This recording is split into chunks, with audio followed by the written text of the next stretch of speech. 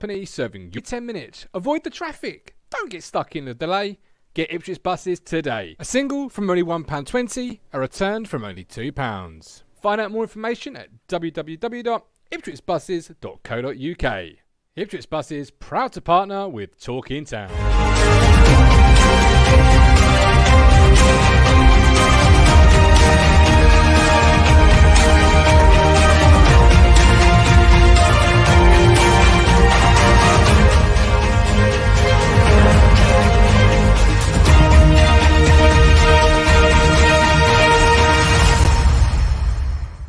Hello again, my friends, and welcome back to your halftime 10 minutes. I'm joined this time by Stephen and by Kurt. Kurt has jumped on to help us out.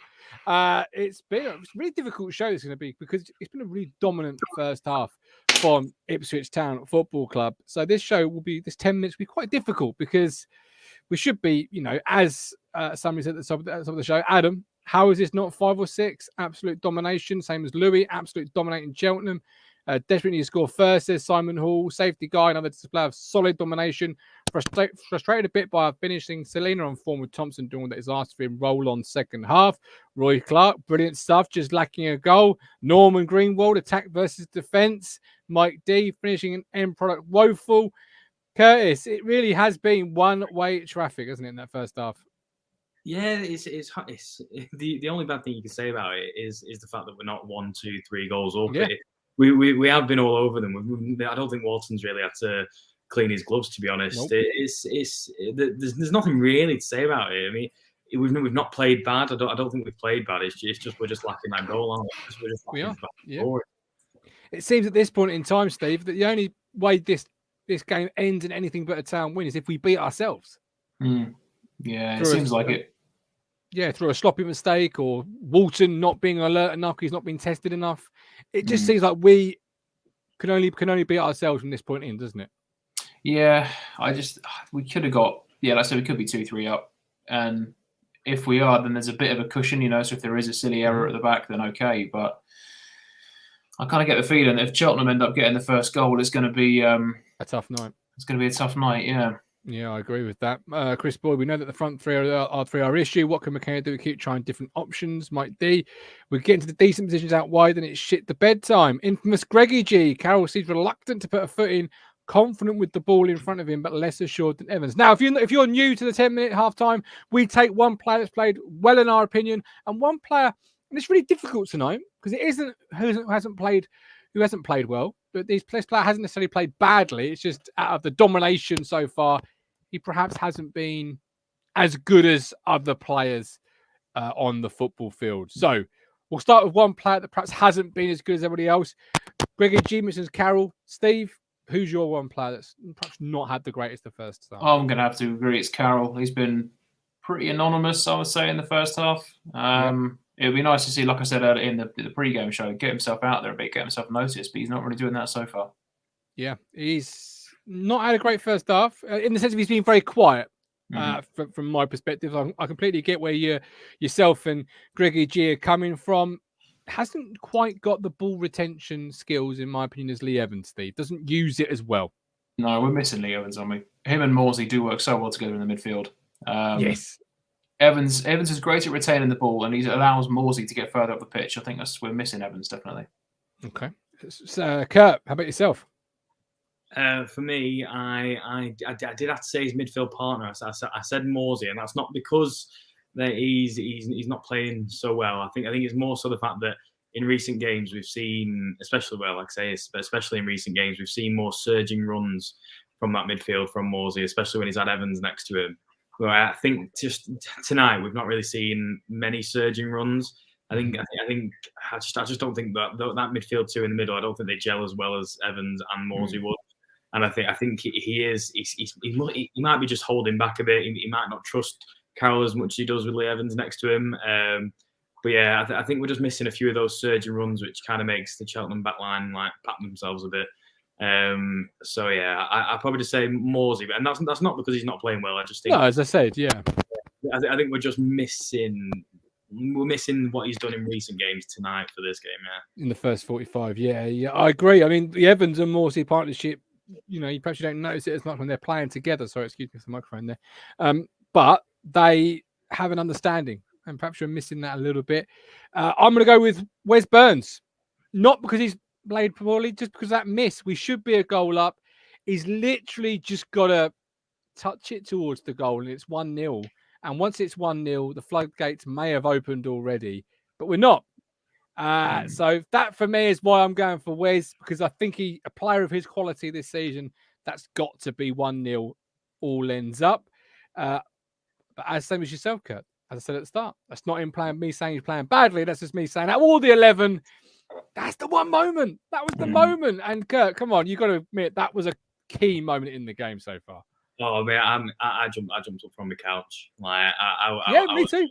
I was ready to cheer again. Another early goal. I was ready for another Burton-like performance. But yeah, it's unusual for him to miss that type of shot. But it's like what Mills said, and I'm a bit of a critic on Mills, and I don't really like listening to his commentary. But it's like he said it's those type of shots where he's likely to miss. Whereas if he just absolutely went for power, he'd have probably lashed it in top corner. Whereas because he's trying to place it, it's just going straight over the bar. So unfortunately, it's one of those things. They do happen, but hopefully he can make up for it in the second half. Yeah, absolutely. Kiwi training. Why panic? We're in full control. Maybe Norwood on for 20 minutes. Norwood's not on the bench, Kiwi, so we won't be seeing Norwood tonight. Burns has played well except for his miss. Absolutely. But that's the miss that's key, because it's the goals that win you points and points that win you prizes. Infamous Greggy G. Agreed, Gov. Win like Saturday might be very regretful. Upper Town said STST. John Warren, I think Tom's having his best game. Stephen Parry, if a goal is coming, it'll be from Burns. He's got the beating of his man. All ends up. Yeah. Chris Boyd, Sunderland Burns has been for over 40 minutes. Emergency in the crowd. Fingers crossed, whoever it is. Absolutely, Chris Boyd. I echo those sentiments. Who's played well then for you, Steve? Who sort of stood out here? I think Selena. Yeah, he's doing a good job. A couple of good chances. He's been getting himself around a bit. So yeah, having a nice what I want from Selena, really. What I expect from him. Yeah, just need that final product. You do, exactly, because that is ultimately what you do pay the big bucks for Selena, that end product. But you are right. Most of our good stuff tonight is probably going to come through either Burns or Selena. Just needs. He had an opportunity in the first half, didn't he, Steve? Where he just had to take it a little bit more earlier than he did, and he could have had a shot on target. Yeah, I definitely can't rule out a goal from him before the end of the game. He's playing so well, so I'm still gonna maintain my 3-0. I think we're going to up the game in the second half. I think. Okay, perfect. Excuse me for the mic issues my end. I keep brushing it in my beard, and I know that gives you a little bit of static. It means it's trim time. Kurt, who's played well for yourself? I think Connor Chaplin's had a good game. Like, again, he's just lacking that goal. I mean, he had that header, which was a good save by their keeper. I mean, it was a diving header made me laugh though. That's worth the tenner alone tonight.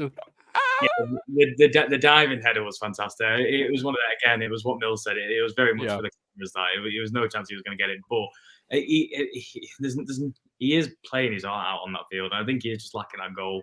I think he was unlucky with that header to not score. But yeah, I think he's doing well up there. But I think this game's crying out for a second striker on the pitch there to play alongside Jackson. Yeah, absolutely. It's crying out for I hate to break it, but it's crying out for a pick. It's crying out for a pick at this. Who, if you were to make that change, who would you be taking off? Would it be Chaplin? Surely not. You think he's one of the best performers tonight? I would actually take. People are going to jump down for it. I would take off Selena and put Piggott on. Controversial. The calls you've got to make. These are the calls, and I'll live and die by him. And that's the tricky thing, isn't it? When you got a squad as good as ours and they're playing all as well as they are, it's like, well, who do you take? Someone's got to, unfortunately, be sacrificed. Who is it? Usually you can think you take off a certain person, but no one's sticking out this time. Yeah. But yeah. But you're not taking up, well, Piggott hasn't set the world alight. I mean, I'm not sure how that will resonate through the fans. Chris Boyd, is it the kind of game where Bon comes on with 25 to go? If you're McKenna, who do you put your faith in to get the goal? Mick Mills agreed, said Stephen. Yeah, because Stephen's never going to get it. I think Bond will come on, to be fair, says Stephen Parry. Great run through 4 or 5 of their players. I think it means Santi, as Libe says, Santi Magic. 68% possession at half time. 13 shots, 11 key passes, and 61, I think I grabbed, % in the final third. So complete dominance, not making that up at all. I just hope we don't. It's not one of the shows we look back at the end of the year and we think, God, we did 10 minutes where we were just cruising, lacked the goal, Burns should have scored, and we end up losing it 1-0. My player playing well very quickly is Dominic Thompson. I think he's getting down that left wing. Want to see a bit more from him, but you took most of the players I was going to say, so I had to go with somebody. Dominic Thompson's having a good first half. So that's us, half time. When would you make the changes, Steve? Would you make him now? Would you make him 60 minutes? What would you do? No, I wouldn't make him now. Give it maybe 20, 25 minutes before a change. I think because they're all playing well. There is a goal in there. If we get to that period and there isn't one, maybe I think take off Jackson, maybe for Bon. Okay, they're coming out. They're coming out, Steve. So we're back at full time. Go. Fans react. The power is in your hands to have your say on your platform. Curtis and Stephen, thank you ever so much. Hopefully, next time I see your two beautiful faces, we have 3 lovely points in the bank. We're on a journey, looking back on the things that we've taken for granted, but feels like we're learning to be better.